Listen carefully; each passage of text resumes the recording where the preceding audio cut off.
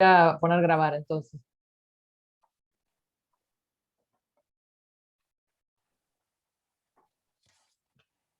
Bueno,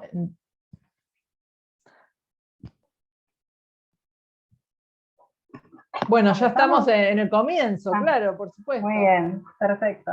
Bueno, bienvenidas. Igual están entrando las personas. Ok, perfecto. Ahí veo cómo se van sumando. Mientras se van sumando, les damos la bienvenida. Bienvenidos y bienvenidas a esta presentación de informe. Vamos a esperar unos segundos que se sumen todas las personas y en breve comenzamos. Mientras me voy presentando, ¿no? Mi nombre es Jesús de la Casa Grande, soy licenciada en Comunicación y activista de AFA Familias Diversas. Y voy a estar hoy moderando un poco esta presentación. También les recuerdo que el informe se va a estar enviando vía mail en cuanto terminemos de la presentación, y que también esta sesión se está grabando y va a estar en nuestro canal de YouTube, para quienes no pudieron ingresar hoy. Lo mismo pueden dejar al final el espacio, hay un espacio para preguntas y respuestas, así que van a poder dejarnos todas sus dudas, sus consultas en este espacio, y vamos a poder charlar entre todos, digamos, como en este final. Si les parece bien, damos comienzo a la presentación del informe Acceso a la Justicia de Personas LGBTIQ+, la cadena de burocracias de silencio y de violencia, que hemos realizado junto al apoyo, gracias al apoyo de la Embajada del Reino Unido en Argentina. Este informe tiene como objetivo ser una herramienta para el diagnóstico del acceso a la justicia de personas LGBTIQ+. A su vez, tiene como fin mejorar la información y los datos sobre cómo se aborda la violencia contra las personas LGBTIQ+, mediante el fortalecimiento de la documentación de las denuncias de violencia realizadas por las personas LGBTIQ+, mediante también el fortalecimiento en el seguimiento de la presentación de informes y rendición de cuentas de los fiscales y las fuerzas del orden, y a su vez involucrando a las instituciones y agencias de justicia penal para prevenir, mitigar y responder a la violencia contra las personas LGBTIQ+, contra las personas, contra la violencia especial hacia nuestra comunidad. Tenemos un panel de lujo, no sé si ahí las ven a todos los panelistas, las voy a nombrar, y después, cuando les toque su momento de hablar, cada una va a ser presentada formalmente. Les recuerdo que tienen 10 minutos, voy a estar con el cronómetro atenta a que no se me pasen de estos 10 minutos. Tenemos a Andrea Rivas, a Karina Calcre, que nos ha mandado un video, no se encuentra presente, si la vamos a estar teniendo a través de un video a Karina, porque está en otra conferencia también en nuestro país. Tenemos a Lumine Moreno, a Tatiana Carmona y a Liam McDonnell. Ahora sí damos comienzo con las palabras de Andrea Rivas, defensora de derechos humanos LGBTIQ+, activista lésbica no binaria, abogada y magíster en geopolítica y estrategia, presidenta de AFA Familias Diversas. Forma parte de la coalición Fuera de los Márgenes, copresidenta en la sociedad civil argentina en la coalición por la igualdad de los derechos durante el mandato de Argentina y el Reino Unido, becaria de Alt-Right International y en el programa de Naciones Unidas, para combatir el odio hacia personas LGBTIQ+. André, tenés la palabra, recordad que tenés tus 10 minutos. Bueno, muchas gracias. Qué desafío en 10 minutos tomar este tema y presentar este informe. En primer lugar, quería agradecer a todas las panelistas que están presentes y han accedido a formar parte de esta presentación, a quienes se han inscrito y están participando. Lo que quisimos, como se mencionó, es hacer un diagnóstico de qué era lo que está pasando en este momento en Argentina respecto al acceso a la justicia de personas LGBTIQ+ en nuestro país, especialmente haciendo foco en el AMBA, o sea, en la Ciudad Autónoma de Buenos Aires, provincia de Buenos Aires y en el noreste argentino, y cuáles son los protocolos y los esfuerzos que está haciendo el Poder Judicial para facilitar nuestro acceso, el acceso de la comunidad LGBTQA+ a la justicia. Pero eso únicamente si pensamos a la justicia, digamos, como que llegamos a la puerta de la justicia. Lo que hemos relevado es que hay unos disuasores estructurales en nuestra sociedad que nos dividen entre quienes podemos llegar a la puerta de la justicia, pasarla, poder soportar todo el proceso y terminar con algún tipo de sentencia, sin la necesidad de que esa sentencia tenga que ser positiva para nuestra búsqueda de reparación, porque tampoco se nos garantiza realmente eso por cómo están las investigaciones y los protocolos, sino que dentro de los disuasores, para poder llegar a la justicia, encontramos primero algunos de ellos que tienen que ver con las violencias y discriminaciones estructurales que hay en la sociedad hacia nosotros. La marginación y la criminalización como personas LGBTQA+, de parte de las instituciones judiciales y de la violencia institucional en general, que por ejemplo, seguramente lo va a hablar bastante Tatiana, hacen que se nos vaya expulsando, hace que no podamos tener una efectiva llegada a la justicia argentina. Y también una de las cosas que hemos desarrollado mucho en el informe es cómo en nuestra construcción de sujetos de derecho también nos va costando la misma como persona actuante ante la justicia, porque desde nuestra pequeña y corta edad empezamos a ver que cualquier reclamo en torno a nuestra vulneración de derechos por ser una niña LGBTQA+, no solo no es tenido en cuenta, sino que es castigado. Y esto se va a dar en todas las etapas de nuestra vida, y esto es lo que hemos relevado.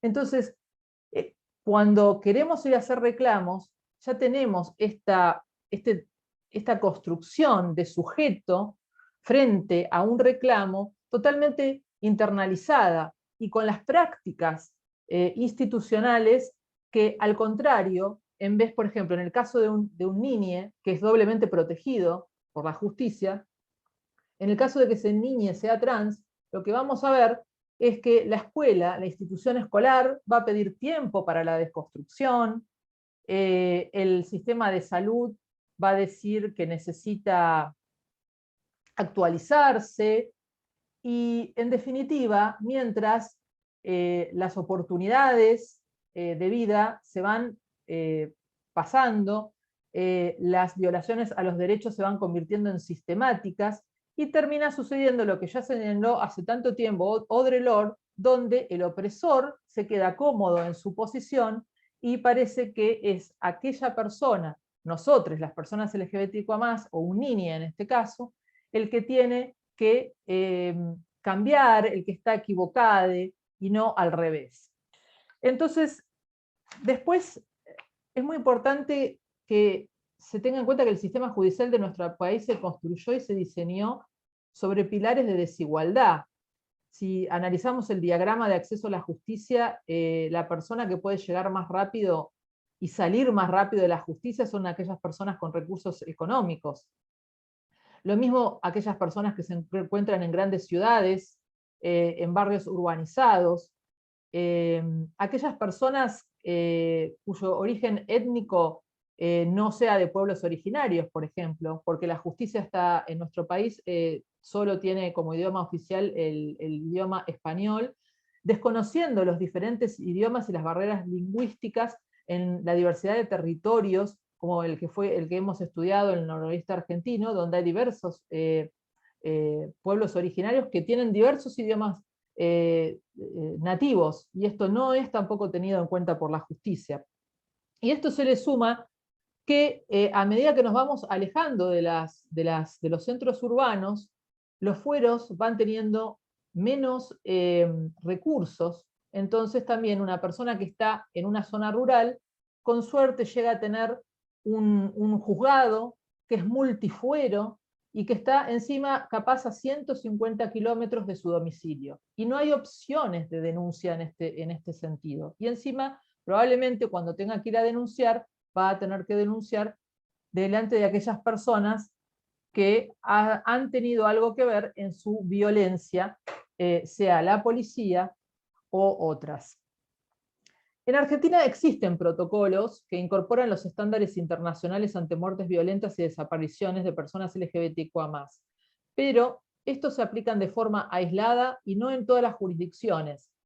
Y aparte, por ejemplo, en jurisdicciones como el norte de Argentina, lo que vemos es que hay sesgos en no querer incorporar los protocolos, y tampoco se tiene en cuenta la idiosincrasia para poderlos adaptar a las justicias locales. Nosotros en nuestro informe damos, por ejemplo, citamos como ejemplo el caso de Santiago Cancinos, un varón trans de 14 años que desapareció hace más de 4 años. Santiago, a pesar de que ya había manifestado que era un varón trans y que usaba un pronombre masculino, siempre fue buscado por la policía como una persona de género femenina, y fue buscado con un nombre que ya había dejado de usar, que es lo que se llama el dead name, o el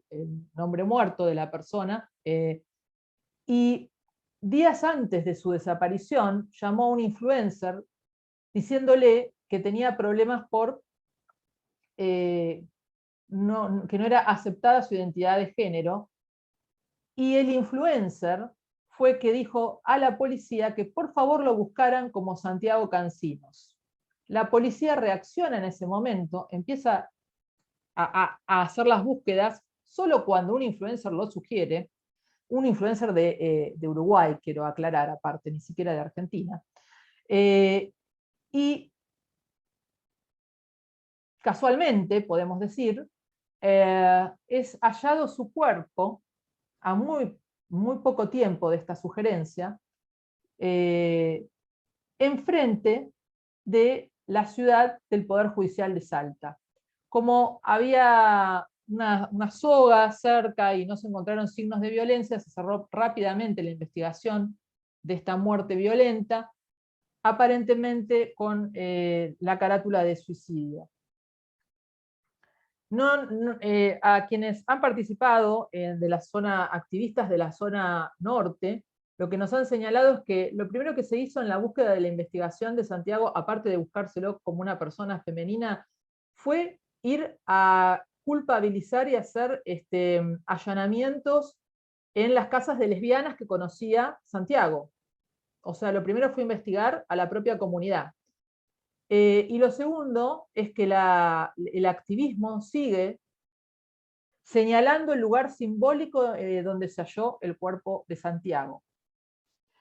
Y esto no parece importarle a quienes han cerrado el caso, porque no es menor el lugar en el que ha aparecido, ¿no es cierto? Es un mensaje bastante importante que haya aparecido enfrente de la Ciudad Judicial de Salta.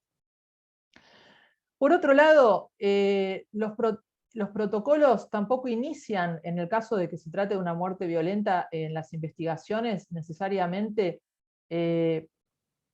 tomando la cadena de violencias que vive una persona LGBTQA+. En este caso podemos mencionar lo que le sucedió a Yelén Gómez. A Yelén Gómez en la provincia, era de la provincia de Tucumán, de un pueblo de Tucumán.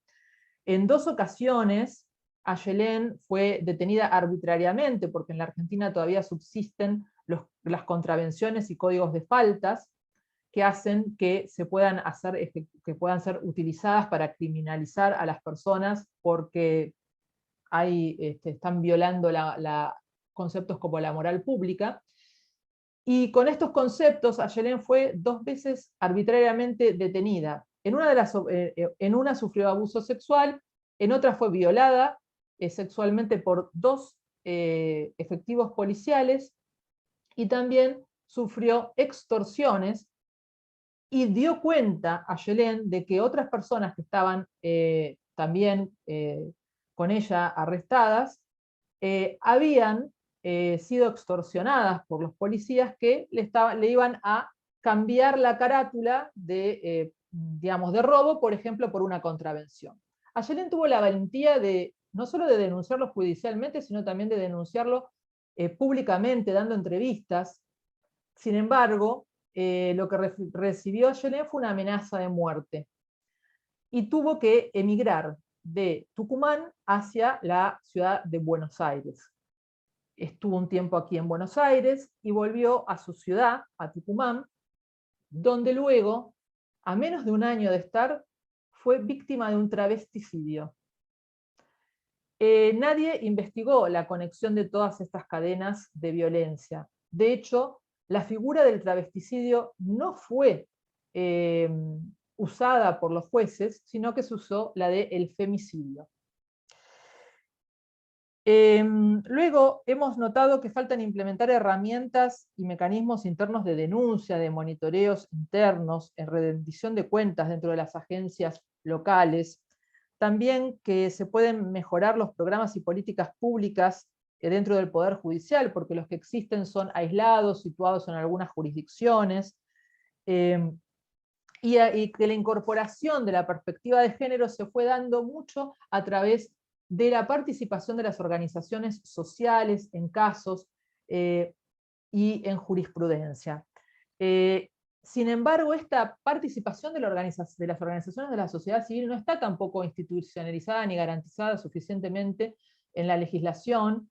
Quiero citar acá, por ejemplo, que seguramente lo mencionen otras de las panelistas, el caso del travesticidio de Diana Zacayán. En este caso, la unidad fiscal inmediata de la ciudad de Buenos Aires, a cargo de la Boceta, de la fiscal La Boceta, tomó inmediatamente las sugerencias de las organizaciones de la sociedad civil. De hecho, se hizo una comisión donde se incorporó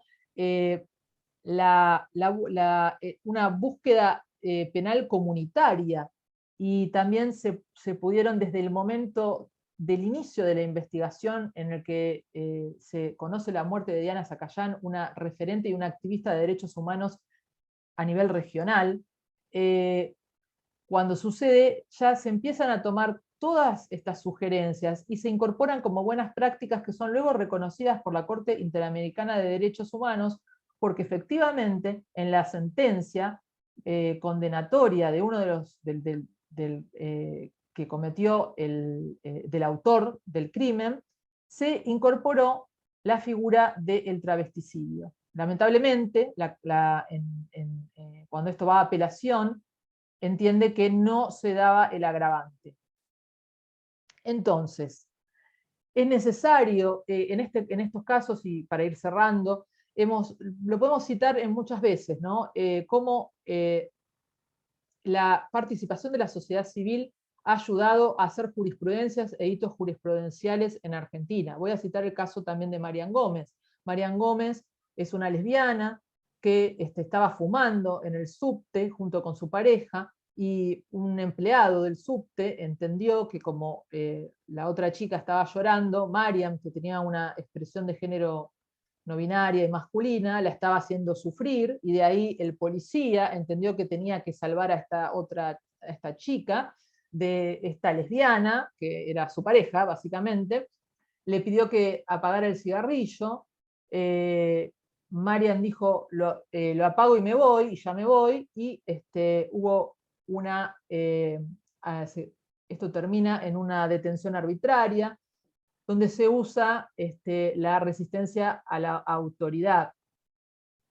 Marian fue acompañada por la sociedad civil LGBTQA+ de Argentina durante todo su proceso, fue sobreseída y ahora está buscando reparación de parte del Estado, porque efectivamente por primera vez una sentencia incorpora que hubo una discriminación y una detención arbitraria. Lo mismo sucedió con Iggy. Iggy es una lesbiana que se defendió de una violación grupal, y en su legítima defensa terminó, digamos, hiriendo de muerte a uno de las personas que la quería violar en una violación correctiva. Lo que se consiguió acá, también en este caso que fue seguido y digamos, con las organizaciones de la sociedad civil, fue que Iggy por lo menos pudiese tener la excarcelación hasta esperando su condena. Porque hasta el momento de solo se le permitía digamos, esperar en el domicilio a la sentencia a las madres que tenían hijos, pero las madres tenían que ser mujeres cis heterosexuales. Por ejemplo, una mujer madre trans no podía, aunque tuviera hijos, esperar la excarcelación afuera, digamos.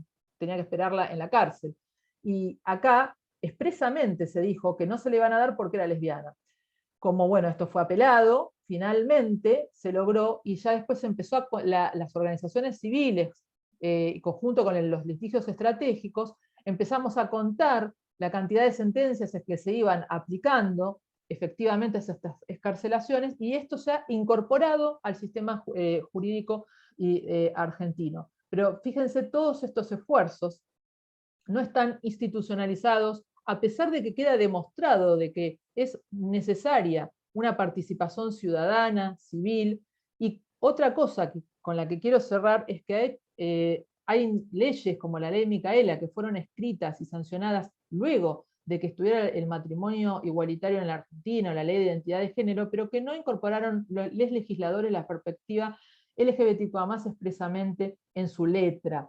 Por lo que por ejemplo, la ley de prevención de violencias con la mujer fue sancionada anteriormente.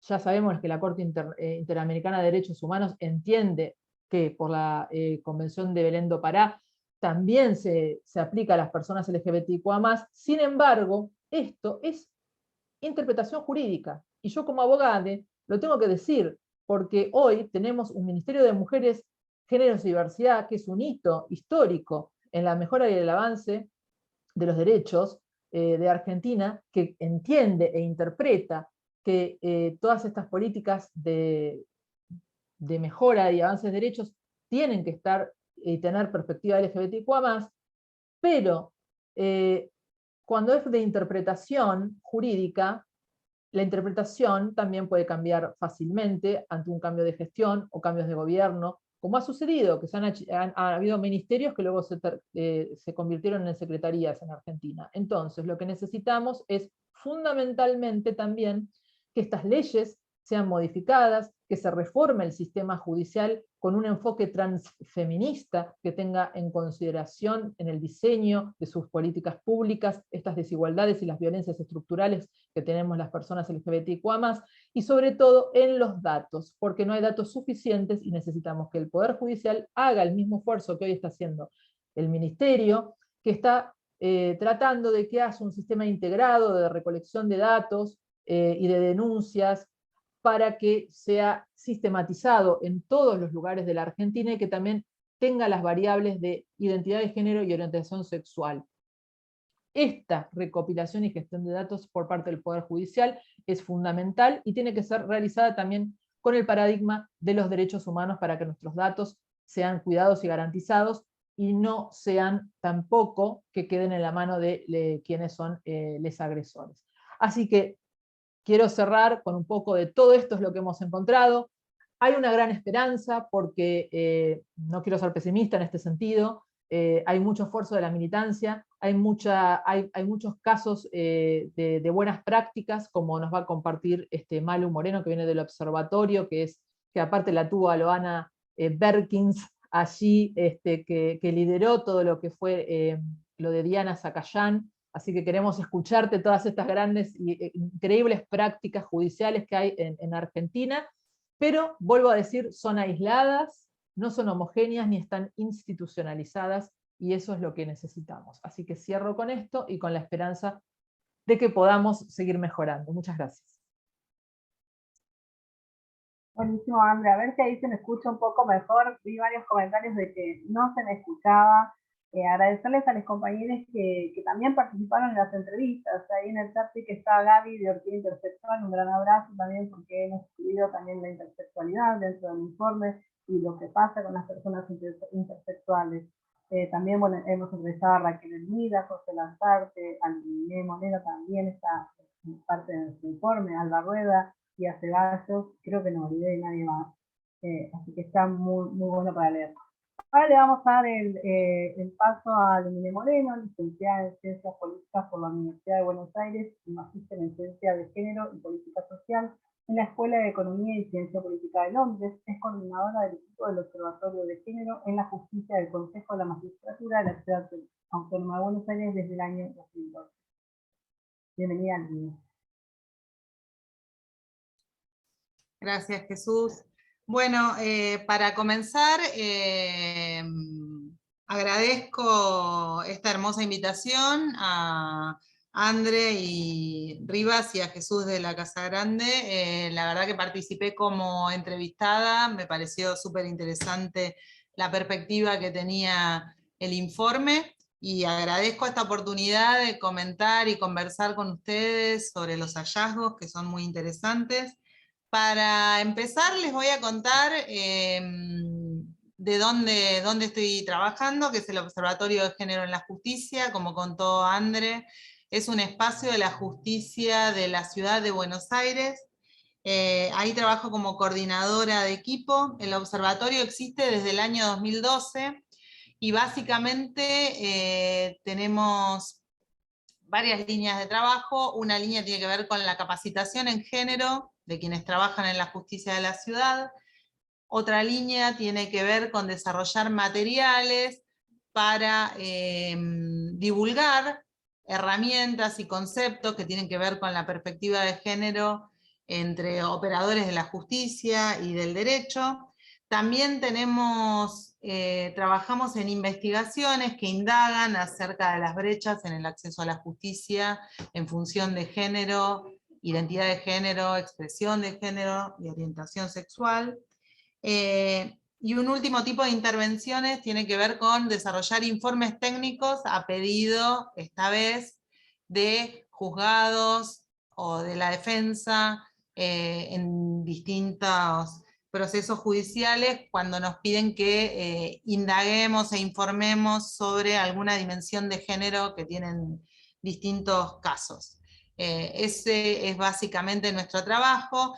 En el ámbito del Observatorio de Género en la Justicia, que fue creado en el año 2012, en el año 2013 se creó la Oficina de Identidad de Género, y la primera titular fue Luana Berkins. De hecho fue una oficina creada a medida de ella, a medida de sus demandas, y ella fue la primera titular. También trabajaron en esa oficina, después de que Luana falleció, Blas Radi, Alejandra Sardá y Alba Rueda. Actualmente está a cargo de la Oficina de Identidad de Género Violeta Alegre.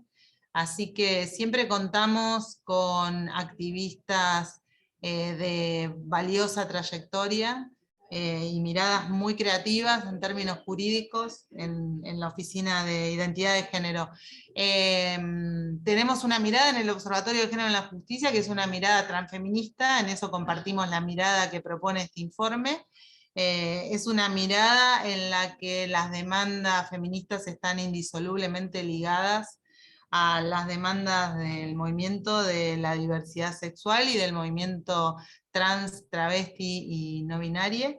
Pero bueno, sabemos que este tipo de abordaje sobre las cuestiones de género está cada vez más cuestionado, así que un primer rasgo del informe que me parece valioso y digno de destacar es esta perspectiva transfeminista que atraviesa todo el reporte y que además busca entrecruzar la mirada transfeminista con una perspectiva interseccional y tener en cuenta otras diversidades y otros mecanismos que producen profundas desigualdades en nuestra sociedad, como la edad, la discapacidad, la clase social, y esa intención del informe me parece muy destacable. Otra cuestión que me parece que está en el plano de las intenciones y es muy buena, tiene que ver con la voluntad de tener una mirada federal. En este país muchas veces es un país que es federal, pero en la práctica la mirada suele ser una mirada centralizada en la ciudad de Buenos Aires, y acá en este trabajo hay una voluntad federal, hay por supuesto mucha información que tiene que ver con la ciudad de Buenos Aires y con la zona metropolitana del conurbano, y esto me imagino que tiene que ver, como siempre, con la escasez de recursos, pero también se relevan datos del noroeste y tratar de abarcar en el análisis otras regiones me parece destacable y digno de saludar, porque hay muchas desigualdades en el acceso a la justicia y en el acceso a muchos bienes materiales y simbólicos en nuestro país, que tienen que ver con la distribución territorial y con grandes desigualdades que tienen que ver con el territorio y con la distinta penetración en el territorio que tienen el Estado nacional y los estados provinciales y locales.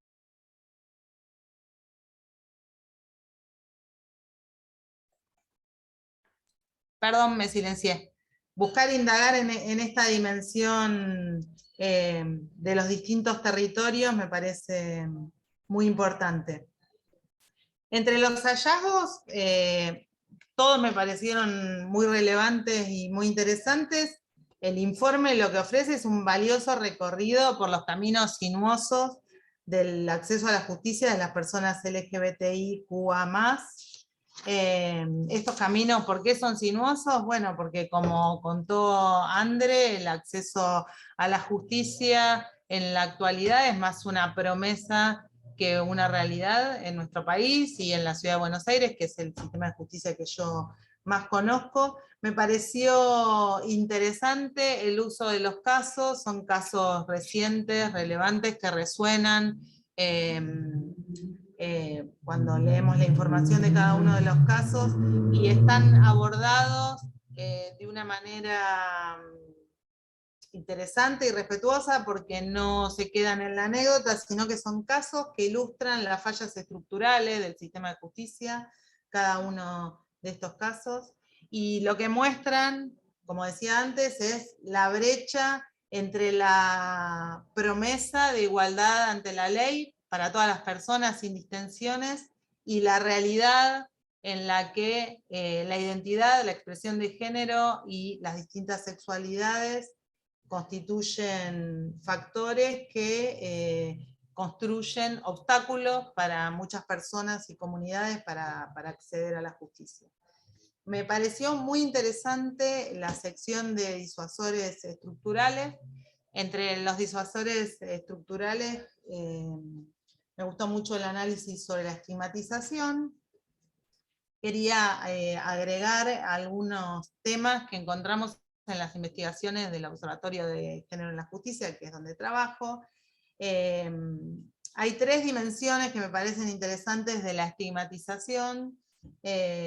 Una se refirió extensamente a André, es el tema de las dificultades que tiene el sistema de justicia para la construcción de las personas LGBTIQ A+, como sujetos de derechos. ¿Y esto qué significa en la práctica? Que todos los dispositivos y las normas están construidos con una mirada cis heteropatriarcal.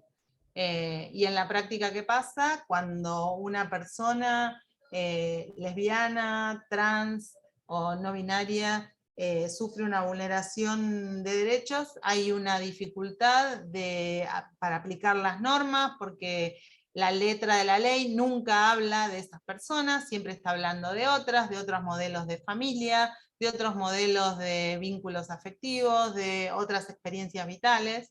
Entonces las normas no se aplican, y ahí los operadores de justicia empiezan a dudar, a decir, bueno, pero entonces la ley de violencia contra las mujeres aplica a las personas trans, y sí, aplica a todas las personas que se autoperciben mujeres, ahí no tendría que haber duda. Pero bueno, como mencionaba Andre, tal vez hace falta muchas veces explicitarlo. Porque si no, al dejarlo por supuesto, lo que opera es la mirada cis heterocentrada. Entonces, como les decía, hay dificultades en la construcción de los sujetos de derechos en la dimensión de las normas, pero también de los dispositivos. Los programas, las oficinas, están pensados en el trabajo en género, en la justicia, están pensados para atender a las mujeres cis que atraviesan situaciones de violencia en el marco de sus parejas heterosexuales. Y entonces las identidades, las experiencias, las situaciones que no entran en ese molde muchas veces no reciben atención adecuada o atención integral, o directamente se les cierra la puerta en la cara, no, aquí no es, esta es una oficina que atiende mujeres. Hay otra dimensión de la estigmatización que encuentra una manifestación en la figura de la mala víctima. Cuando las personas son víctimas de vulneración a sus derechos, víctimas de violencia, víctimas de abusos por parte de funcionarios públicos, bueno, hay un estereotipo de cómo es la buena víctima y cómo debe comportarse. Y esta víctima tiene ciertos rasgos en términos de identidad de género y de orientación sexual, de vínculos sexoafectivos que establece. Cuando la persona no entra en estos moldes, bueno, rápidamente lo que puede suceder es que recurre a la justicia para atender a sus necesidades y termina estando bajo sospecha porque, bueno, no es la víctima que esperábamos, no se comporta modosita como queríamos. Muchas veces también esto es una situación que viven quienes están empoderadas, quienes tienen trayectorias activistas y entonces reclaman activamente por sus derechos, y les sucede muchas veces que son tachados de, bueno, está muy nerviosa, es muy insistente, es demasiado proactiva en el reclamo de sus derechos, y ahí entra a ser sospechosa la persona en lugar de ser tratada como alguien digna de protección y de garantía de sus derechos. La última dimensión que me interesaba abordar se vincula con las otras dos que les mencioné y tiene que ver con la criminalización. Hablé de esto con Andre en la entrevista que me hizo, y es que, bueno, que hace falta un trabajo de construcción de confianza entre las instituciones de la justicia y las comunidades LGBTIQA+, un trabajo paciente y donde la inversión de recursos tiene que estar del lado del sistema de justicia, por supuesto, porque estas comunidades, con mucha razón, miran con recelo las instituciones de la justicia, que históricamente o les dieron la espalda o las persiguieron y criminalizaron. Entonces, bueno, ahí está la carga del lado del sistema de justicia, que tiene que hacer un trabajo activo de salir a buscar a estas comunidades, de tratar de demostrar que está a la altura de la protección de sus derechos, y que está dispuesta a hacer una transformación estructural que en 5 minutos más les voy a contar algunas cuestiones que por donde me parece que se puede comenzar. Hay un problema que se aborda en el informe y que me parece importante y valioso para el sistema de justicia, para cambiar los modos de trabajo, y es que el sistema de justicia tiene que empezar a dar cuenta que la identidad, la expresión de género, la orientación sexoafectiva es una condición que en las sociedades actuales incrementa la exposición a ciertos tipos de violencias extremas y de hostilidades sociales. Y esta tiene que ser la hipótesis de trabajo de la justicia. Cuando estamos ante un sujeto LGBTIQA+, no es ese sujeto el que tiene que demostrar que ha sido víctima de una discriminación, una hostilidad o una violencia, sino que tenemos que partir de que su condición le expone a estos riesgos aumentados. Y entonces no es necesario pedirle pericias, informes o pruebas. La carga está del lado de quienes estamos del lado del Estado en todo caso, buscar las pruebas que hagan falta para llevar adelante el proceso. Hacia el final del informe encontré valiosas recomendaciones, como les decía antes, me parece que tenemos que estar a la altura quienes trabajamos en la justicia, para transformar nuestras miradas, nuestras prácticas que están atravesadas por la cis-heteronormatividad, y entonces la transformación de la justicia tiene que ser una transformación radical.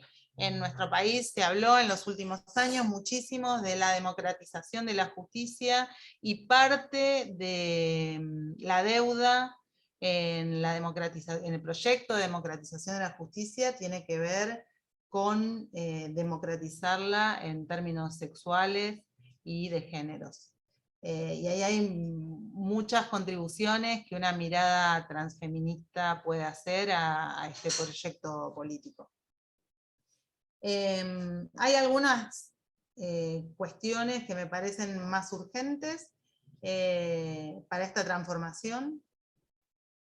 Me parece que hay que trabajar el principio y la garantía de trato digno para todas las personas, en todas las instancias, desde trabajar con las fuerzas de seguridad a todas las instancias de trabajo en la justicia, en los distintos fueros, y desde la mesa de entradas hasta que una persona, si logra atravesar todas las barreras que bien ilustra este informe al acceso a la justicia y obtener una sentencia, un fallo.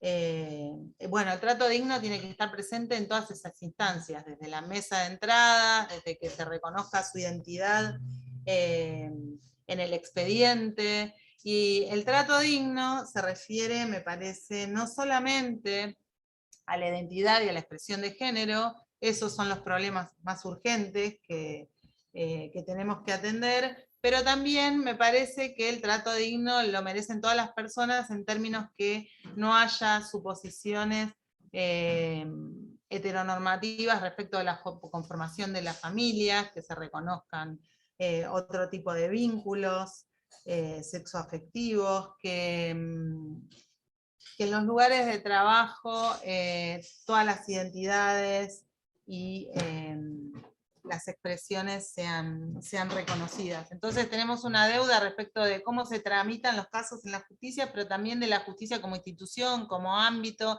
de trabajo y de tránsito para las personas. Muchas veces hay una promesa incumplida en el trato digno, en el trato cotidiano, ¿sí?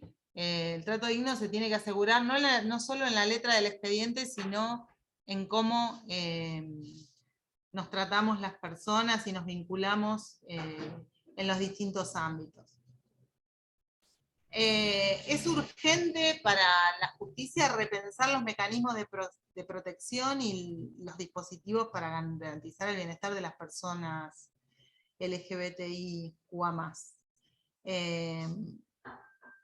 Ya algo de esto me referí en el informe, en la entrevista que me hicieron para el informe, pero me parece que, por ejemplo, es urgente repensar el concepto de violencia de género para que abarque distintas expresiones de la violencia que afectan a las personas lesbianas, gays, bisexuales, trans, intersexuales, queer, y estas distintas manifestaciones de la violencia de género tienen que ser definidas y especificadas para que busquemos modos de atender, de brindar atención integral en cada caso. Hasta ahora se trabajó fundamentalmente en la violencia de género que mencioné al principio, que es la que afecta a las mujeres cis en el marco de sus parejas heterosexuales, pero hay muchísimas otras formas de la violencia de género que todavía están sin reflexionar, sin definir y sin pensar mecanismos efectivos de atención. Para llevar adelante la promesa de democratización de la justicia, yo les decía que hay algunas modificaciones institucionales que hacen falta, y me voy a referir a algunas muy puntuales por las que podemos empezar. Primero está el cupo trans. Hay que cumplir con el cupo trans e integrar personas trans en los distintos ámbitos que componen la justicia. Es importante que estén integradas en la justicia y que haya miradas no solo de las personas trans, travestis y no binarias, sino también gays, lesbianas, bisexuales e intersexuales. Para que se transforme la justicia tiene que estar integrada por personas diversas. Y estas personas tienen que estar en lugares de decisión. El proyecto del cupo es muy interesante, me parece que el desafío es pensar cómo las personas que ingresan hoy a la justicia llegan a lugares donde realmente pueden tener incidencia. Una cuestión importante, hay muchos saberes, como lo demuestra este informe que hoy se presenta, que tienen los movimientos sociales. Los mismos movimientos han construido saberes y conocimientos en los últimos años en nuestro país.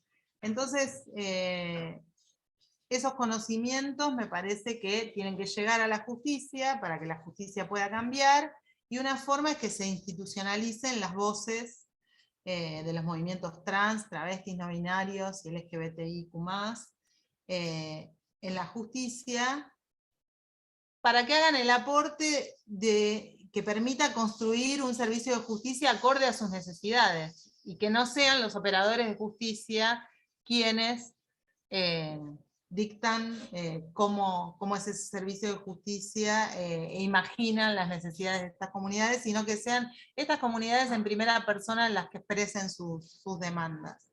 Y para esto me parece que integrar diversidad de personas en la estructura de la justicia es importante, pero también institucionalizar canales de comunicación con organizaciones del movimiento LGBTIQ+. Y bueno, y coincido con Andre, que se refería a que una gran deuda es en datos desagregados que nos permitan construir política pública basada en evidencia. En eso estamos haciendo esfuerzos. En la actualidad, en el Observatorio de Género estamos trabajando en una investigación sobre el modo en que tramita la violencia de género en la justicia de la ciudad, junto con la Oficina de Estadística, distintos juzgados, distintas áreas que hacen atención. Y bueno, estamos haciendo el esfuerzo, creo que por primera vez en una investigación en el ámbito de la justicia de la ciudad, en una investigación que no dependa solo del Observatorio de Género, sino articulando con otras áreas, de que las categorías que definen el género no sean binarias, que se tengan en cuenta otro tipo de orientaciones sexoafectivas que no sean solo la heterosexual. Vamos a ver cómo nos va, porque muchas veces trabajamos con sistemas de gestión y sistemas estadísticos que son previos, que como ustedes saben son binarios. Este me parece que es el desafío actual, aparte de volver estos sistemas compatibles entre sí, ¿no? La comunicación entre distintas bases de datos es un gran desafío también, y es un desafío también entre los gobiernos locales, provinciales y el gobierno nacional, y bueno, ojalá la oportunidad de aplicar la ley de identidad de género y de pensar otras relaciones sexoafectivas más allá de las heterosexuales sea la oportunidad en que volvamos estas bases de datos interoperables y podamos obtener datos más ricos que realmente reflejen la diversidad de la población de nuestro país. Bueno, muchísimas gracias. Muchas gracias, Aline Moreno, por todo lo que nos comentaste sobre el informe y por tu reflexión. Le vamos a dar la palabra a Tatiana Carmona, activista travesti trans de Mujeres Trans Argentinas. Bueno, muchas gracias, buenas tardes a todos. ¿Se escucha bien ahí? Porque estoy en la oficina, así que voy a hablar en este tono. Bueno, como decía recién Jesús, soy Tatiana Carmona, yo soy activista por los derechos de la comunidad travesti trans y bueno, como activista con lo que me encuentro siempre es con esta desigualdad estructural de la que sufrimos las personas travestis y trans y cómo poder acceder a la justicia es justamente lo que necesitamos para que esta desigualdad pueda terminar y es ahí donde se presentan los obstáculos, ¿no? Al buscar acceder a la salud, a la educación, a un trabajo. Quizás, si bien tenemos experiencias positivas y avances en materia de derechos, en materia también de protocolos sobre ciertas cuestiones a la hora de atender a personas de la comunidad travesti trans, todavía surgen obstáculos que tienen que ver con todo un sistema y con una configuración de este sistema que es cis, hetero y patriarcal. Por lo tanto, seguimos siendo víctimas de esa desigualdad y quizás a veces accedemos a ciertos derechos, pero no podemos permanecer en ese acceso a los derechos. Y me refiero particularmente al tener una ley de cupo e inclusión laboral travesti trans. Muchas veces pasa que los compañeros que acceden a un trabajo digno, formal, como decimos acá en blanco, después todo el contexto nos termina expulsando de esos lugares. Lo mismo pasa con la salud, cuando las masculinidades trans tienen que hacerse estudios ginecológicos, se tienen que enfrentar a situaciones de violencia y ni que hablar del sector de la población travesti trans que está en situación de extrema vulnerabilidad, teniendo que trabajar en la calle y en la clandestinidad y en la noche, en completa soledad, enfrentándose a situaciones de múltiples violencias mucho más fuertes con la policía y con toda esa violencia institucional. Yo trabajo, mi militancia se da en el contexto de en La Plata, que es donde yo vivo, en la provincia de Buenos Aires, y trabajamos mucho con la población travesti trans que se encuentra en prostitución y nada, nos encontramos con estas situaciones, ¿no? de cómo la policía, que históricamente nos ha perseguido, nos ha criminalizado, nos ha violentado, antes tenía unas herramientas, pero después se las ingenia y crea estrategias para seguir haciéndolo, aunque logremos la derogación de los códigos contravencionales o de leyes que hasta cierto momento utilizaban para perseguirnos, para encarcelarnos, lo siguen utilizando. Y hoy por hoy tenemos en La Plata un código contravencional que directamente criminaliza a las personas que ofrecen algo en la vía pública. Y también la ley de estupefacientes, que es lo que utilizan como recurso para llevarnos detenidas. Nosotras no tenemos la posibilidad de probar que no estamos incumpliendo esa ley. Al juez, mediante la fiscalía y las investigaciones que hace, lo que le llega son pruebas que se basan en fotos, en videos, en donde hay pase de manos, en donde una compañera se acerca a un auto o se sube, está muy poco tiempo, y eso da cuenta de que la persona está vendiendo estupefacientes, ¿no? Entonces hacen como una investigación en donde recolectan todo este material probatorio y luego se produce la detención, el operativo, que por lo general es totalmente irregular. Es irregular el tema de los testigos, porque los testigos los pone la policía. Es irregular todo el armado de la causa que hacen, y es irregular también cómo se llega después y cómo es todo el proceso el penal. Las compañeras que son detenidas tienen que pasar todo el proceso penal encerradas, no tienen acceso a una buena defensa, sí, porque la mayoría no tienen la posibilidad de pagar un abogado. Por lo tanto, son las defensorías, los defensores oficiales quienes llevan adelante y tienen como una metodología ya armada de que los compañeros que están en esa situación firmen un juicio abreviado. Juicio abreviado donde se hacen cargo de lo que se les está acusando, aunque no sea así, aunque sea mentira, aunque sea una causa armada, para que tengan que pasar menos tiempo en la cárcel y después salir. ¿Qué pasa? Nosotras ya de por sí, y seguramente esto lo sabemos todos, pero ya cargamos con cierta estigmatización, que era lo que hablaba recién la compañera Niné, y además de eso nos queda en nuestro expediente o en nosotras nos queda el antecedente penal, que eso después, en provincia de Buenos Aires, por ejemplo, nos va a impedir poder acceder a un empleo.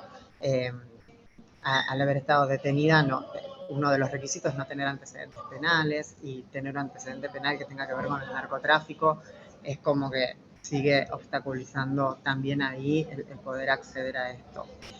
Tampoco hay un trato digno en cuanto al respeto de la identidad de género. Las comunicaciones que se hacen o en las mismas causas figuran los nombres registrales y no el nombre autopercibido ni el género autopercibido.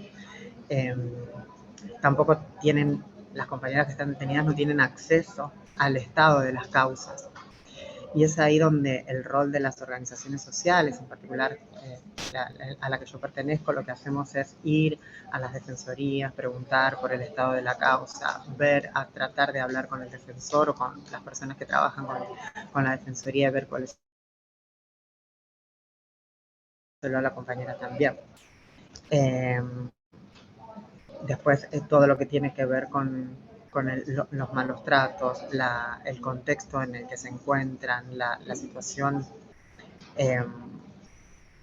de la limpieza en el penal, en las celdas, en no poder acceder a una alimentación balanceada, las compañeras que por ahí están con alguna enfermedad crónica que necesitan cierta alimentación balanceada no pueden acceder. Entonces también vemos ahí la posibilidad de con alguna colecta o con alguna donación poder llevar mercadería a los penales y poder estar ahí presentes, ¿no? Presentes como para ver cuáles son las necesidades más imperantes y ver de qué manera podemos dar respuesta a esto.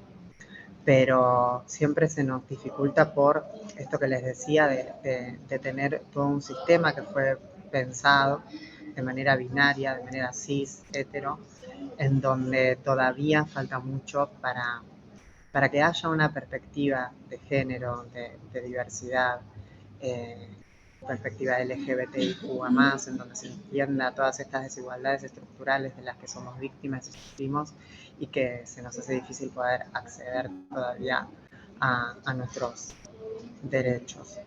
Y una vez que accedemos, también poder permanecer en eso, porque también es importante pensar y que podamos reflexionar sobre estas situaciones que se siguen dando, ¿no?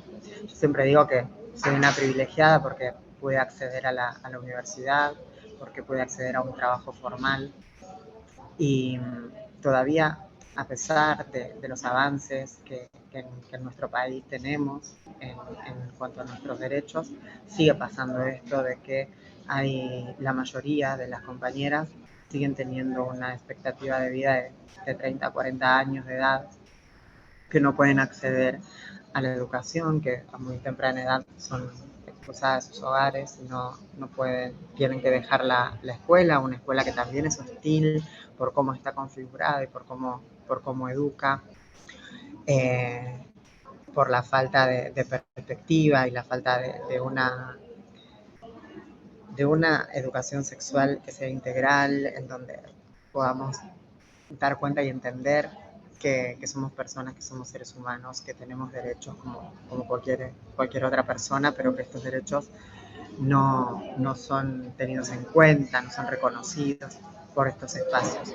Entonces terminamos siendo excluidas de esos lugares y terminamos, me parece que es el único lugar posible de acogimiento, que es la calle, que es la clandestinidad. Y cuando pensamos en el acceso a nuestros derechos, a la justicia, y pensar cómo las instituciones que, como decíamos recién, históricamente nos han perseguido, no nos han respetado, tengan que ser las instituciones que ahora sí nos abracen y nos puedan dar respuesta a nuestras necesidades y a nuestros reclamos, ¿verdad? Y ahí me parece fundamental el rol que cumplen las organizaciones sociales, me parece fundamental el estar organizadas, me parece fundamental poder hacer escuchar nuestras voces y ocupar diferentes espacios, todos los espacios que podamos ocupar para llevar nuestras voces y nuestra manera de pensar, poder debatir también, poder reflexionar sobre todas nuestras cuestiones y que se genere un debate, una discusión sana en donde podamos dilucidar o echar luz en ciertos prejuicios o tabúes que existen hacia los temas que tienen que ver con la diversidad, con la identidad de género y eso. Así que, bueno, quiero agradecer este espacio. Yo siempre agradezco los espacios en los cuales podemos expresar nuestras ideas y dar cuenta de nuestras experiencias, porque no siempre hemos tenido la oportunidad de poder hablar. Muchas veces, muy pocas veces, se ha hablado por nosotras. No se han escuchado nuestras propias voces y cuando se hace, digamos, quizás no se hace de la mejor manera. Entonces yo celebro que se den estos espacios, celebro que podamos hablar, que podamos reflexionar sobre estas temáticas. Así que nada, contenta de estar acá, gracias a las compañeras que me invitaron para participar y bueno, seguimos en contacto y obviamente para cuando necesiten, ahí voy a estar. Gracias, Tatiana, por las palabras, por la intervención y algo que rescato, algo que dijiste sobre el final, que la importancia de que el informe haya estado redactado desde nuestras voces también, que sea nuestra voz, nuestra investigación desde nuestras identidades también. Eso creo que es fundamental. Que dejemos de ser testimonios para ser quienes redactan, quienes ocupan los lugares de incidencia también. Vamos a dar la palabra a Liam Mazulitan. Sí.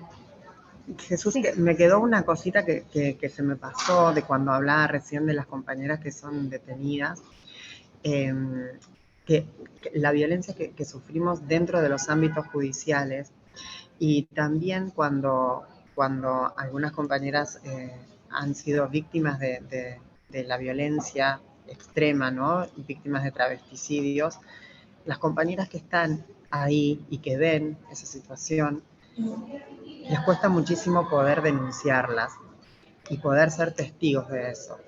Por lo tanto, ahí se sigue como perpetuando esto, ¿cómo se dice? Cuando un caso no queda resuelto, la impunidad, ¿no?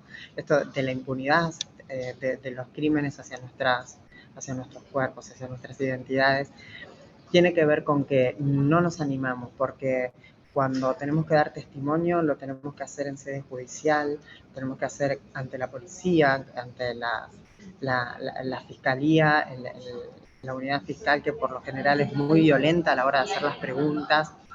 Y nos ha pasado de que hemos acompañado a compañeras a realizar, a prestar declaración como testigos y que después la policía les haya allanado la casa, porque es la misma policía la que te persigue, la que te tiene que tomar declaración para que se esclarezca un crimen de odio. Entonces, ahí está ese miedo siempre de no saber qué hacer, y si lo haces, si no, es peor, porque quizás después está este fantasma de que nunca se esclarecen los crímenes.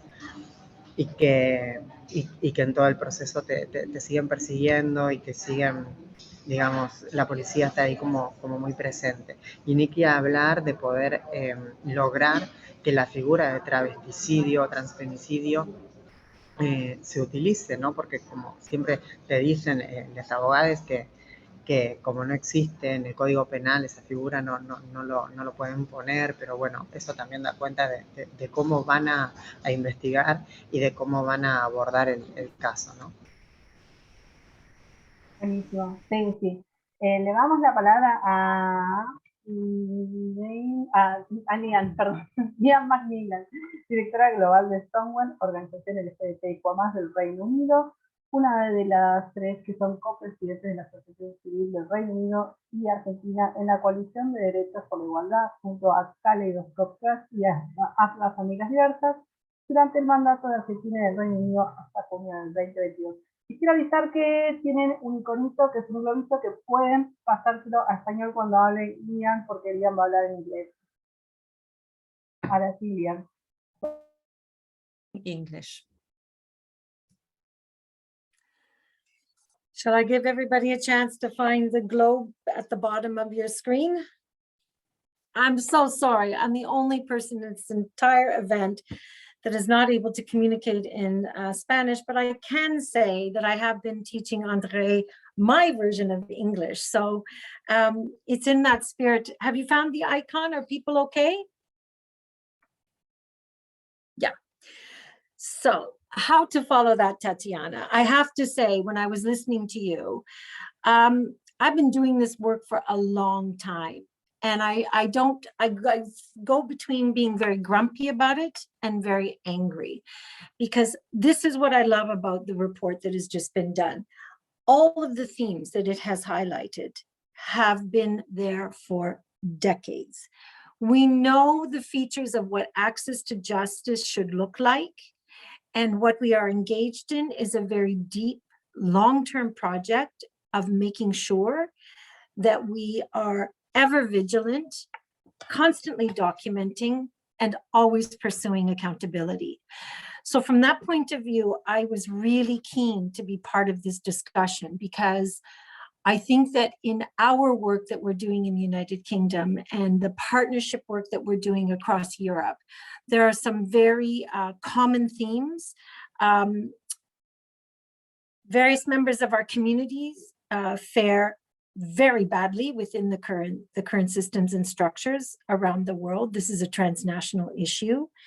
And I think that we need to actually find ways of doing the kind of documentation that has been done in this project that is highly inclusive of the people who are the ones who have least access to the system and who are the most subject to the violence that it brings, and to look at actually how to move effectively as a community and as an LGBTIQI advocacy community in a much more coordinated way. Because I feel that that's I'm sorry if I share my frustration and I sound like I'm just, grumpy and have a long list of grievances.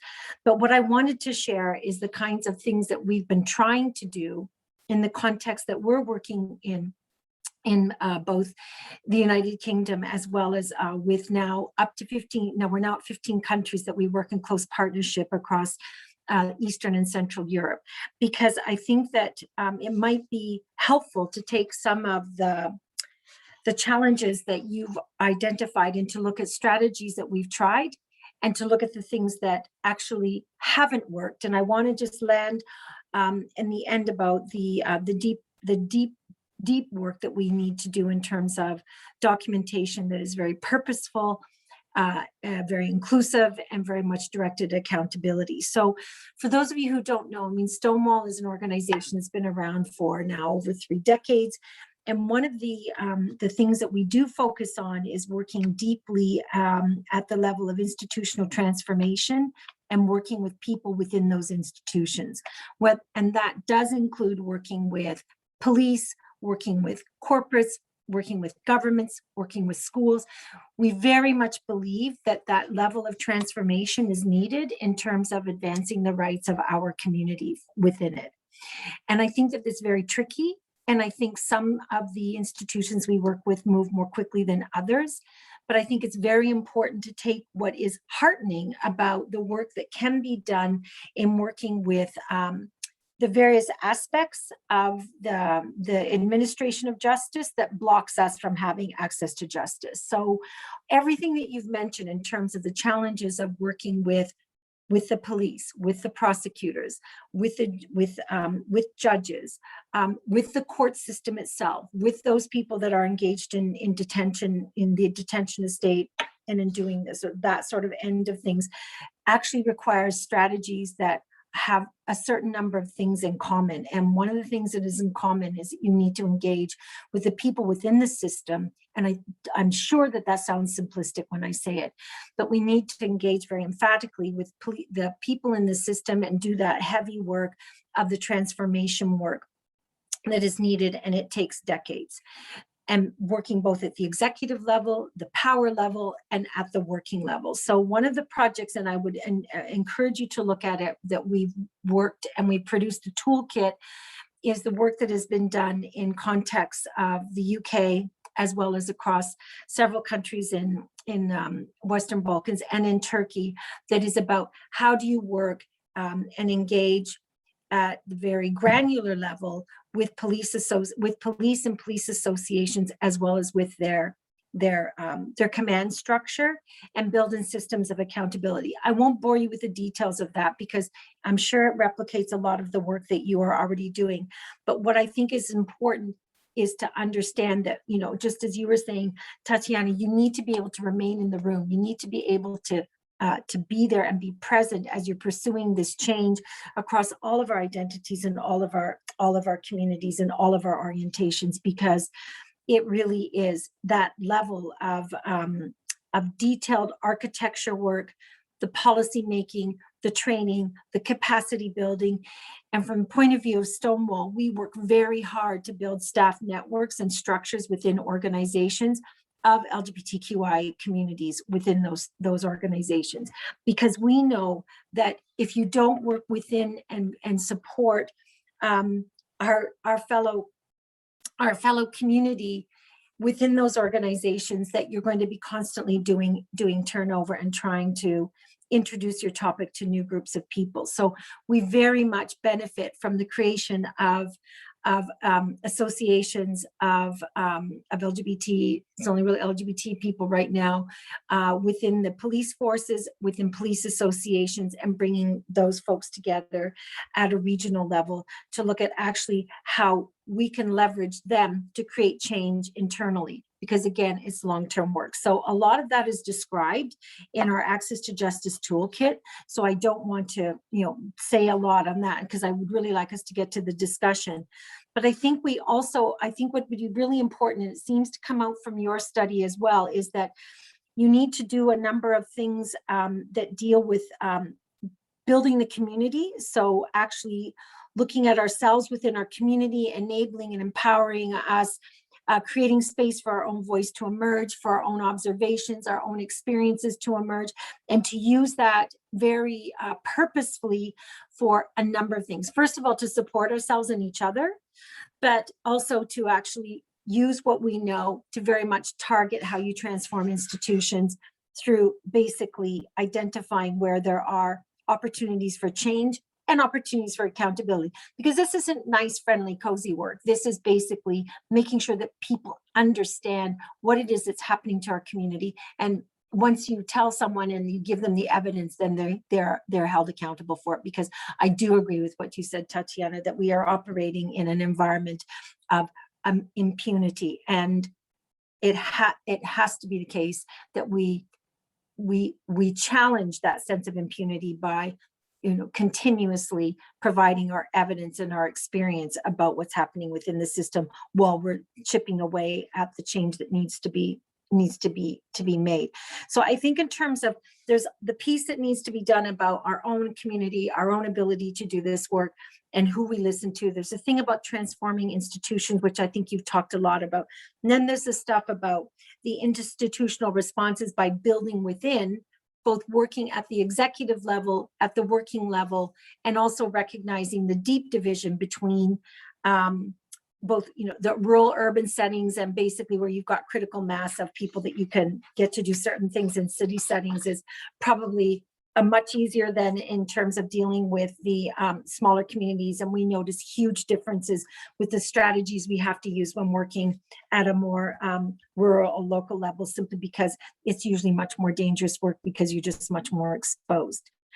So I guess in terms of what I can offer by way of maybe something that is reflective of what we could work on together going forward is this whole issue of the importance, and you keep mentioning it, about the documentation, the reporting, and the accountability cycle that is absolutely crucial in everything that we do and need to do better together.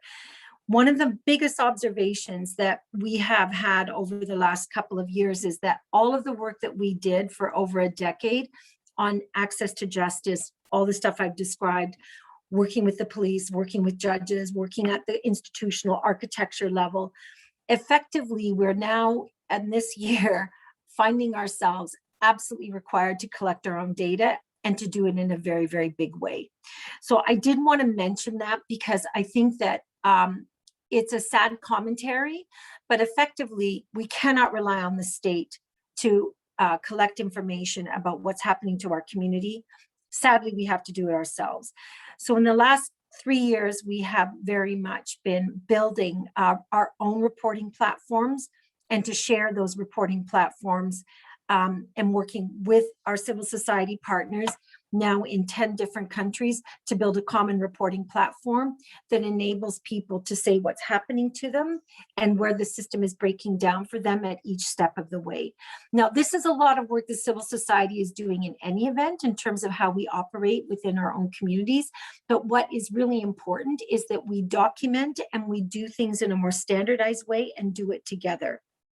And so from that point of view, we've been working with an organization in Eastern Europe called ERA, which is the Equal Rights Association, which covers hundreds of organizations that are at the community-based level, trying to, advance LGBTQI inclusion, anti-discrimination work, anti-violence work, etc.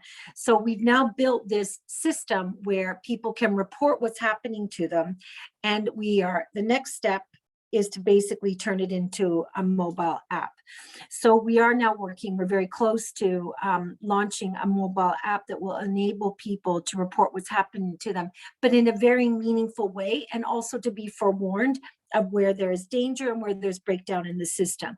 Because one of the things that we found is most important about standardizing and enabling people to provide their evidence through a system of robust documentation is that they can then find themselves within that pool of information, so that they actually can understand that A, they're not alone, B, that their experience is relevant and that it's not uncommon, and that C, there are strategies that need to be taken in order to address that very deep level of dysfunction that we find when we interact with the police, with the judiciary, with the prosecutors, with the community that's supposed to be providing us with health services and support, while we sometimes navigate an incredibly difficult system in the pursuit of justice.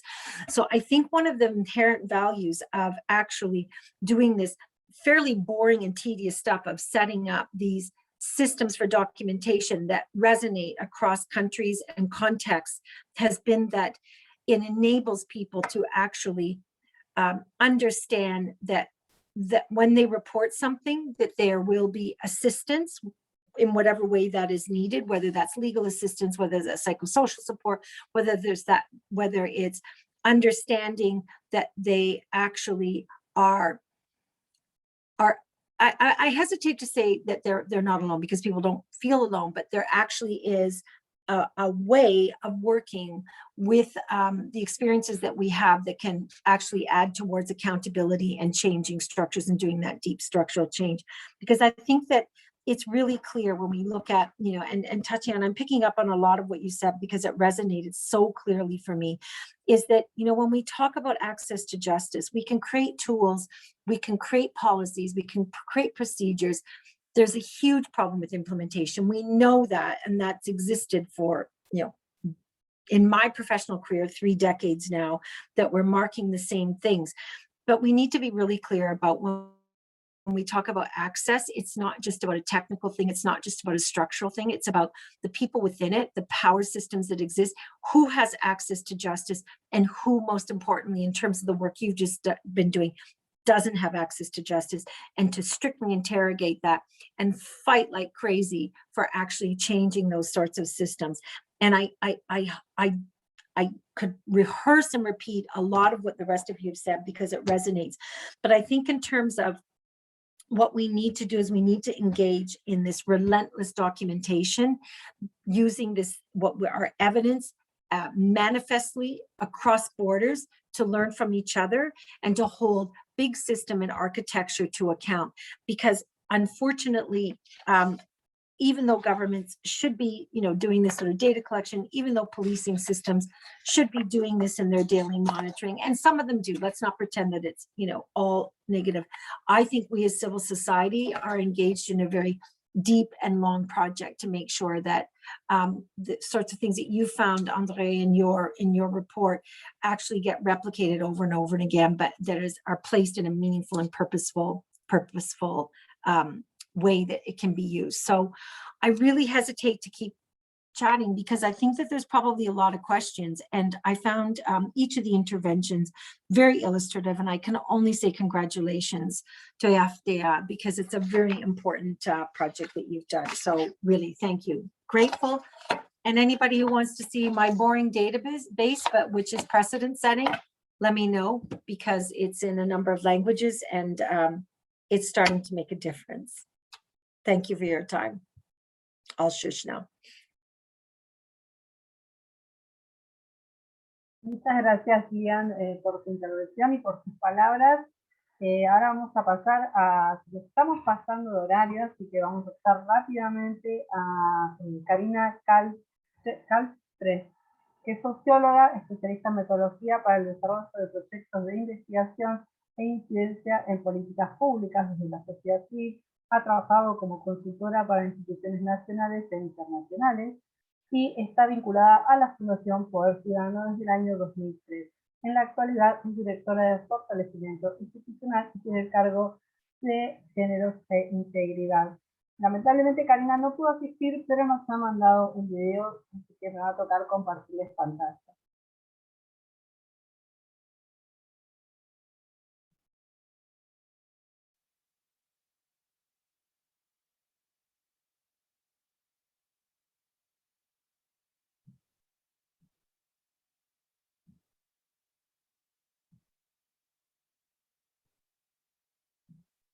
Buenas tardes a todos, todas y todos. Es para mí un enorme privilegio estar aquí, aunque sea en este formato. Nos hubiera gustado estar de manera presencial para celebrar la presentación del informe de acceso a la justicia desarrollado por AFDA.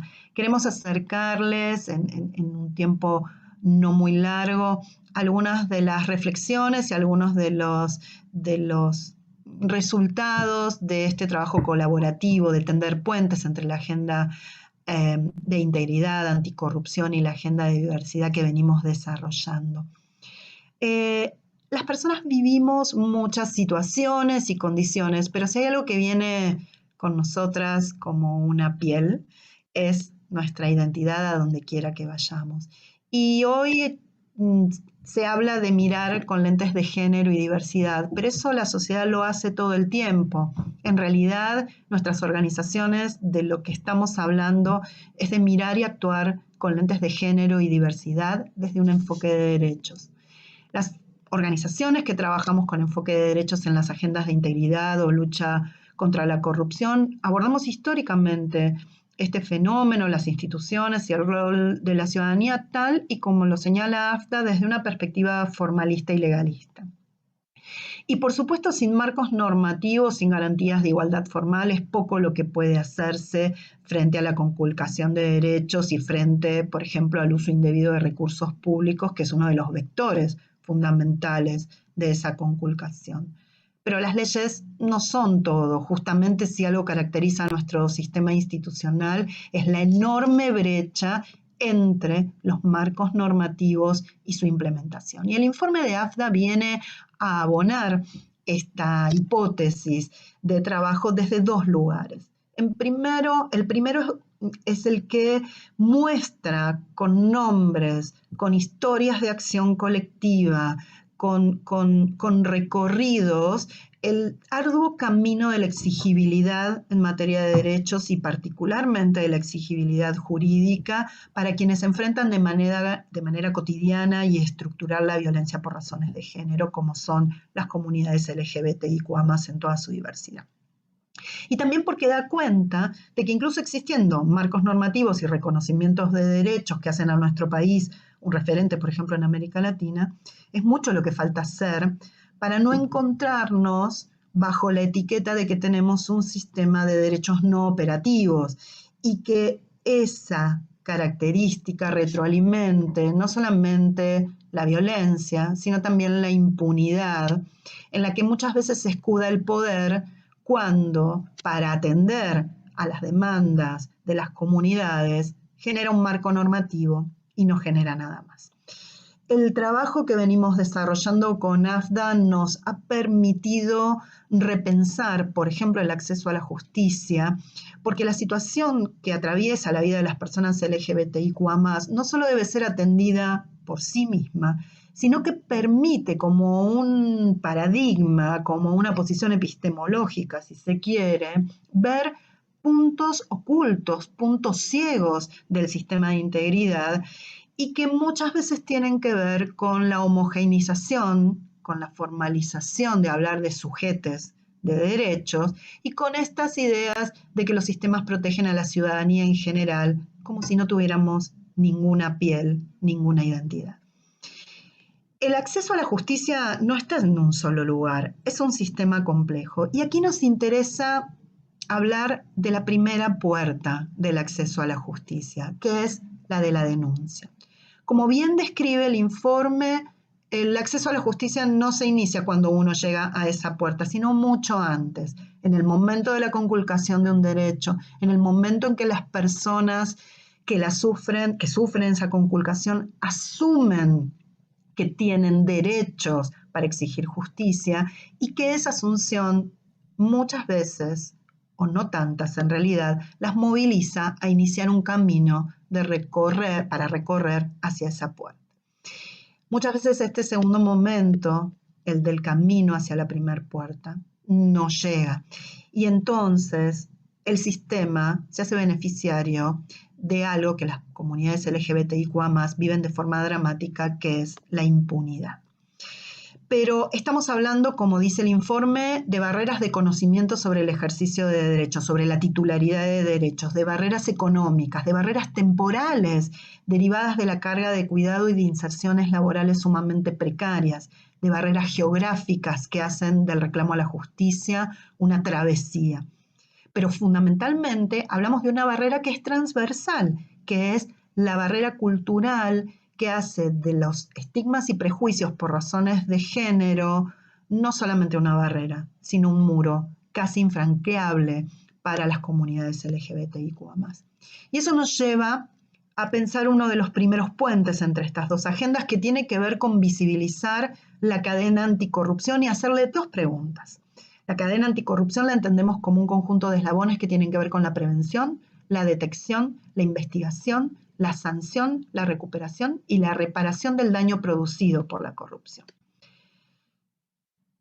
¿Qué ocurre cuando llegamos a la primer puerta de acceso a la justicia, a la de la denuncia, y nos encontramos que la persona que recibe nuestra denuncia o la institución que recibe nuestra denuncia es aquella a la que se va a denunciar? Es decir, cuando hablamos de corrupción. Y esto es un modelo para pensar esa primera puerta. La corrupción es definida originariamente como abuso de poder y para las personas LGBTIQA+ es un vector de violencias que suele ser invisible. Entre otras cosas, la corrupción se nutre de la no denuncia.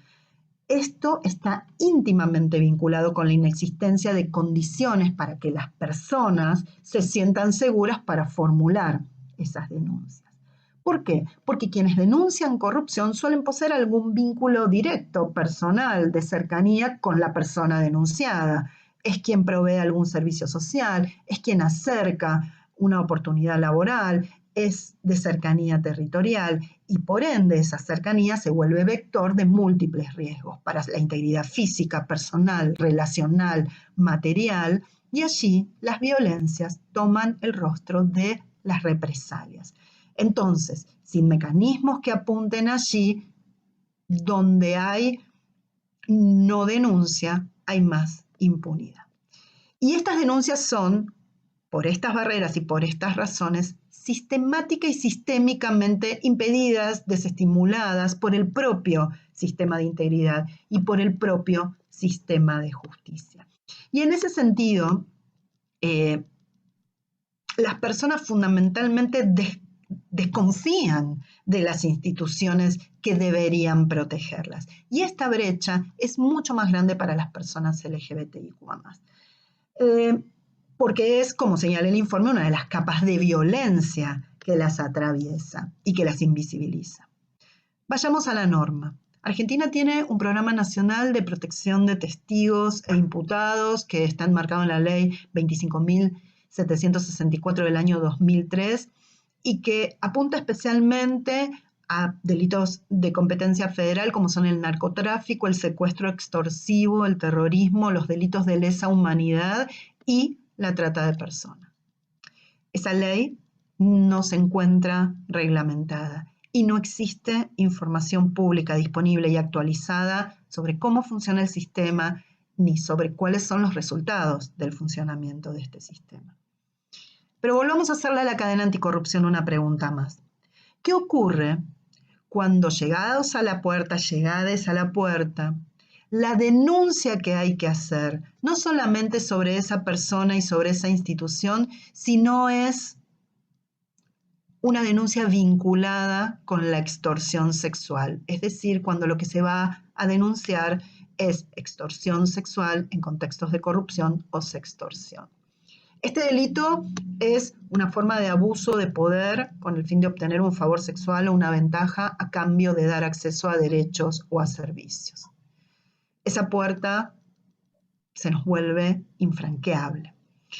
Por lo tanto, es bastante difícil pensar en el acceso a la justicia desde estas preguntas y en estos términos si no hay mecanismos específicos para proteger a las personas que denuncian con perspectivas de género e integridad y si no hay un tratamiento diferenciado que enfoque la exposición extrema a violencias y represalias que recaen en las personas LGBTIQ+ cuando denuncian delitos en general, delitos de corrupción en particular y puntualmente sextorsión. Y mucho menos esa puerta es accesible si no hay una atención especial a las redes y recursos con que cuentan las personas y comunidades LGBTIQ+, si por ejemplo necesitan incorporarse cuando lo consiguen al programa de protección de denunciantes, porque esa incorporación en general les hacen perder, si no se piensan desde perspectiva de género e integridad, espacios de contención, de apoyo, de sostén, tanto económico como de cuidado. Y fundamentalmente, esa puerta no es de acceso, sino hay procesos de sensibilización y capacitación específica y permanentemente monitoreada de operadores judiciales que tienen que atender en esa primera puerta, porque esos protocolos de atención que empiezan a delinearse tienen que tener escucha con perspectiva de género e integridad y herramientas técnicas para poder captar cuando los delitos se ejercen fundamentalmente por razones de género y no anclarse en formalismos. Esta primera puerta nos obliga entonces no solo a mirar el espacio entre la detección y la investigación, sino a hacer foco en la prevención y fundamentalmente y de manera urgente en la protección. Porque las violencias ocurren aquí y ahora. Y el acceso a la justicia debe ser aquí y ahora para las personas LGBTIQ+ que han sido violentadas en sus vidas y en sus derechos. Sin perspectiva de género, sin diversidad, sin enfoque de derechos sustantivos, las barreras de acceso a la justicia que han atravesado estas personas refuerzan su carácter violento, de revictimización y de exclusión. En este contexto, las puertas parecen ser falsas. El trabajo de AFDA y sus aliadas nos muestra que el camino para que esas puertas sean reales y sean abiertas por la llave del ejercicio de derechos necesita de mecanismos específicos para que una vez pasado el umbral de esa puerta, todas las personas, cualquiera sea su identidad y orientación sexual, encuentren cobijo y la protección necesaria que el Estado de Derecho dice garantizar tanto en la norma como en la práctica. Muchísimas gracias.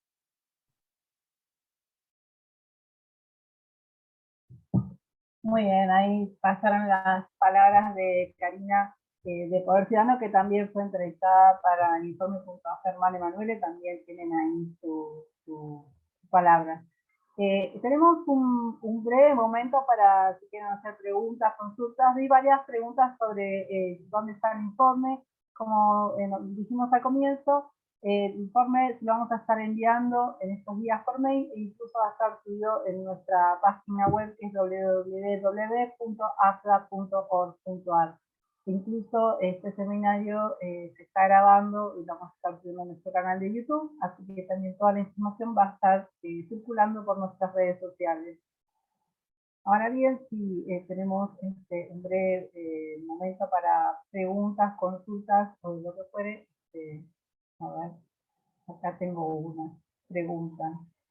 Yo la leo y bueno, si se sienta motivada para responderla, pues.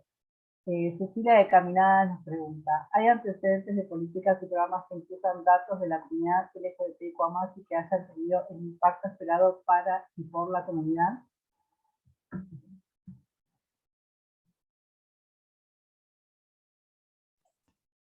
Si quieren, respondo un poco la pregunta. Hay algunos antecedentes que incluyen los datos fundamentalmente trabajados y llevados desde las organizaciones sociales hacia las personas que diseñan las políticas públicas. Un poco también esto que mencionó Liang Miglan anteriormente, de que no se puede confiar en todos los datos que se están produciendo hoy actualmente por el Estado. Esto se está mejorando, lo que vimos en el relevamiento es que hay un gran esfuerzo por parte del Ministerio de la Mujer, Géneros y Diversidad. Se está trabajando muchísimo en generar una base integrada donde se sistematicen las denuncias, no solo en las comisarías, en diferentes lugares del país, y en incorporar en las bases la variable identidad de género y orientación sexual. Lo que vimos es que esto no es acompañado de una manera homogénea por el Poder Judicial, que también tiene algunas experiencias, pero son experiencias aisladas, situadas en determinados lugares, pero no están institucionalizadas. Igual Malu antes, Alumine Moreno, hizo referencia a algo que están avanzando, pero bueno, estas son cuestiones incipientes. En el caso de los datos de las bases de datos abiertos, claramente esto no sucede. Por ejemplo, si estudiamos la base de datos abiertos de la línea que recibe las denuncias por abuso sexual en Argentina, por ejemplo, la categoría de persona trans, esto queda a la interpretación de la persona que recibe la llamada, y generalmente no todas las personas están capacitadas, y no hay trato digno, y muchas de las veces se ingresa erróneamente el dato, con lo que tampoco se puede confiar en que la categoría de la persona trans la hayan ingresado correctamente quienes reciben las llamadas, porque bueno, muchas de las personas ni saben lo que es una persona trans, lamentablemente, aún que están en estas líneas de recepción de ayuda, y no incorporan en ningún lugar que la violencia o el abuso sexual se haya dado por motivo de violencia por orientación sexual o identidad de género. Estas variables no están. Entonces, donde sí, por ejemplo, encontramos datos, en los datos abiertos, donde generalmente encontramos mayor cantidad de datos, es en aquellos que tienen datos punitivistas, por ejemplo, en la cárcel, ¿no? En la cárcel ahí sí se ingresan bien los datos de qué identidad de género tienen las personas. Entonces acá volvemos a la violencia institucional, al sesgo que hay sobre nosotros, donde los datos se toman bien para, por ejemplo, cuando se nos quiere, cuando se nos criminaliza, pero no cuando se nos quiere ayudar frente a un abuso o una violencia. Ahí tenemos otra pregunta. Susana pregunta si hay mecanismos que pueda usar la sociedad civil para vigilar al Estado en su inclusión de la comunidad.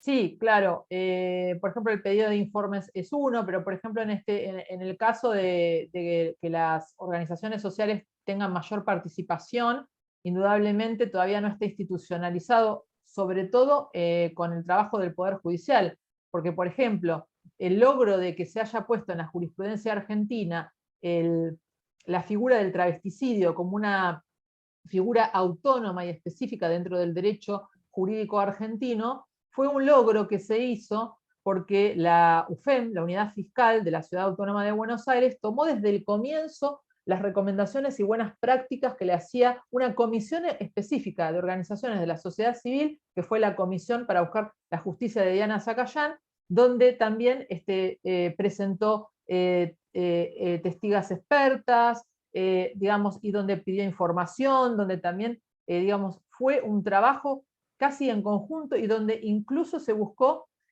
una búsqueda de la verdad y penal comunitaria, y así también lo llama la Fiscalía. Estas buenas prácticas fueron recopiladas por la Unidad Fiscal y digamos, lamentable, y ahora informan otros protocolos, pero no está institucionalizado. Esto, si te pasa en otro lado del país, o donde esa unidad fiscal no interviene, o no llega a intervenir, como damos cuenta en el informe, no sé, en Orán, por ejemplo, en Salta, o en diferentes lugares, no se va a aplicar. Y el Poder Judicial no le da la suficiente entidad a las organizaciones sociales, porque, por ejemplo, en el caso de Santiago Cancinos, las activistas travesti trans, que desde el día 1 que se comenzaron la búsqueda, estaban diciendo que por favor se respetara la identidad de Santiago, que lo buscaran como Santiago, y esto no sucedió. Fíjense que la policía reacciona cuando lo dice un influencer de otro país, de Uruguay encima. O sea, realmente hay que reflexionar sobre estas violencias, estas prácticas que hacen que una investigación falle y que se encuentre un cuerpo 4 años después. Y mismo hoy los activistas siguen de Salta insistiendo.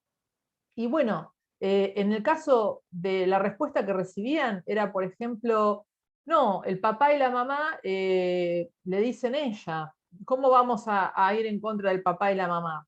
Esto es lo que le contestaba la policía a las activistas trans. Entonces, bueno, esto tiene que ser, la participación de las organizaciones sociales tiene que ser más institucionalizada, tener mecanismos mejores para que siempre tengamos la garantía de que nuestra voz se pueda escuchar y no que dependa de que el funcionario, la funcionaria, el funcionario que está del otro lado es una persona que sea pro derechos o no, porque eso es lo que en definitiva sucede, o que entienda o no, o que vuelva a poner la carga sobre nosotros cuando la carga tiene que estar sobre el Estado. Entonces esto es fundamental porque todas las digamos, mejoras jurisprudenciales y de buenas prácticas han venido con la participación de las organizaciones de la sociedad civil. Entonces hay que institucionalizar esto y no que dependa de la buena voluntad de que esa fiscal justo tiene perspectiva de género o perspectiva LGBTIQ+. Me parece que es clave.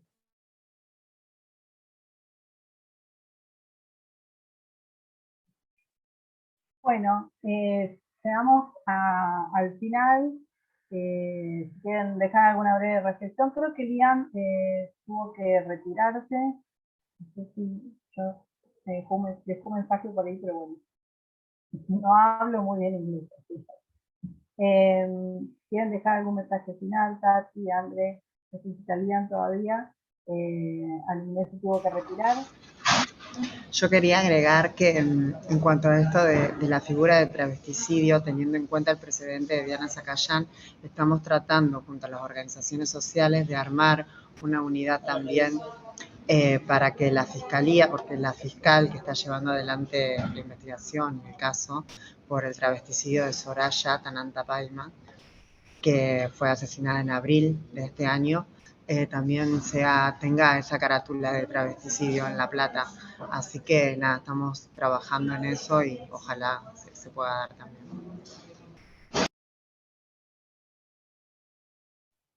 Andrea, alguna breve palabra y vamos llegando al final.